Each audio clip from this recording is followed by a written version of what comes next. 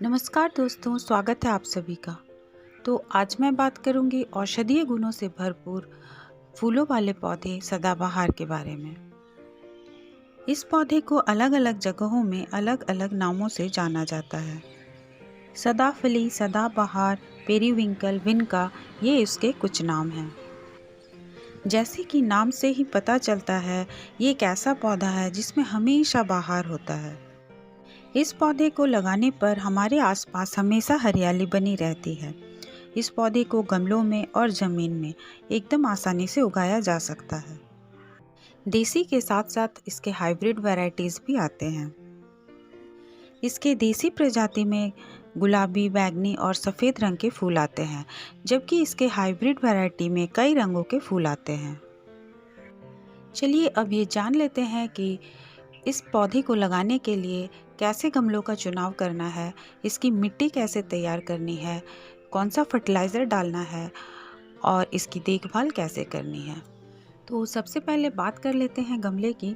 वैसे तो ये पौधा छोटे छोटे गमलों में भी आसानी से उगाया जा सकता है, लेकिन अगर एक ही पौधे में ढेर सारे फूल चाहिए तो कोशिश करें कि इसे 8 से 10 इंच के गमले में लगाने की। गमले में से एक्सेस पानी को निकालने के लिए इसके ड्रेनेज होल को भी चेक कर लें। तो अब बात कर लेते हैं कि इस पौधे के लिए मिट्टी को कैसे तैयार करनी है। तो इसकी मिट्टी तैयार करने के लिए 50% गार्डन सॉइल, 30% कंपोस्ट में कोई भी कंपोस्ट ले सकते हैं। Vermicompost, cow dung compost, kitchen waste compost, किसी भी कंपोस्ट का इस्तेमाल किया जा सकता है।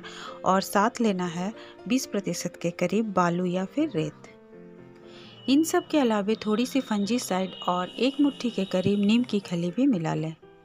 इस तरह से एकदम वेल ड्रेन्ड मिट्टी तैयार हो जाएगी। पौधे को लगाने के बाद 2 से 4 दिनों के लिए किसी छाए वाले जगह में रखना है और फिर उसे धूप में निकाल लेना है। तो अब बात कर लेते हैं सनलाइट की। तो इस पौधे को धूप काफ़ी पसंद है, इसलिए इस पौधे को ऐसी जगह रखें जहां इसे कम से कम 5 से 6 घंटे की धूप मिले।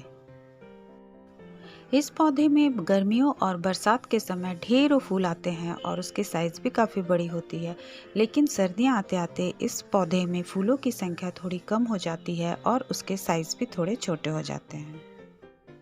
तो चलिए अब बात कर लेते हैं फर्टिलाइज़र की कि इसमें ऐसा कौन सा फर्टिलाइज़र डालें जिससे ये हमेशा फूलों से भरा रहे। इस पौधे को महीने 2 महीने में 1 मुट्ठी के करीब गोबर की खाद या फिर वर्मी कंपोस्ट जरूर दें। साथ ही इस पौधे को हर 15 दिन में लिक्विड फर्टिलाइज़र भी दिया जा सकता है। लिक्विड फर्टिलाइज़र के तौर पर केलों के छिलकों से बने लिक्विड फर्टिलाइज़र दिया जा सकता है। इस फर्टिलाइज़र का उपयोग से इसके पौधे में ढेरों फूल आते हैं। इस फर्टिलाइज़र को बनाने के लिए केलों के छिलके को छोटे छोटे टुकड़ों में काट लें और फिर उसे पानी में 3 से 4 दिनों के लिए यूं ही छोड़ दें। 3 से 4 दिनों के बाद ये लिक्विड फर्टिलाइज़र तैयार हो जाता है और फिर इसका प्रयोग किया जा सकता है। और अब बात कर लेते हैं पानी की। तो गर्मियों के दिनों में इस पौधे को सुबह शाम 2 बार पानी ज़रूर दें और बाकी मौसम में इसके मिट्टी को चेक करके ही पानी दें। मिट्टी अगर ऊपर से ड्राई लगने लगे तभी इसमें पानी दें। कभी कभी देखा जाता है कि इसकी पत्तियां पीली पड़ने लगती हैं, तो इसका कारण पानी की अनियंत्रित मात्रा हो सकती है। अगर गमले में पानी जमने लगे या फिर मिट्टी हमेशा गीली रहे तो फिर इसके पत्ते पीले होकर गिरने लगते हैं। तो कोशिश करें कि गमले में पानी ना जमे, इसके लिए ड्रेनेज होल चेक करें और साथ ही पानी तभी दें जब मिट्टी ऊपर से ड्राई होने लगे। अब बात कर लेते हैं पौधे को घना करने की। तो पौधे को घना बनाने के लिए पौधे के डालियों की बीच बीच में प्रूनिंग करते रहें। इससे उससे नई नई शाखाएं निकलती रहेंगी और पौधा काफ़ी घना हो जाएगा।